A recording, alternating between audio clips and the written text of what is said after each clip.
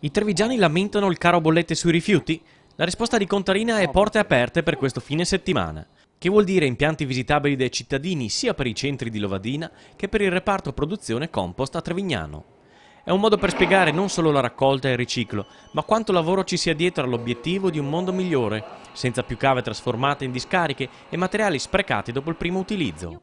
Un tema particolarmente sentito dalla Marca negli anni 70-80, definita il Groviera del Veneto per l'attività di escavazione e successivamente una delle pattumiere d'Italia con il riempimento delle cave con cumuli di rifiuti senza alcuna distinzione di sorta. Oggi sono radicalmente cambiati usi e gestioni con dati più che soddisfacenti.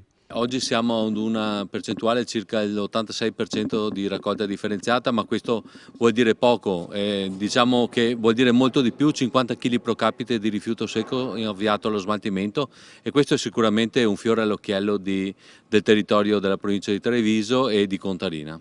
Numeri impensabili solo 20 anni fa, che significherà sempre più nel tempo costi di smaltimento contenuti per i cittadini. La nuova impostazione della raccolta dei rifiuti si basa sull'economia circolare, quindi la necessità di dare un valore ad ogni materiale che raccogliamo e pensare ad ogni materiale come una possibile fonte di riutilizzo.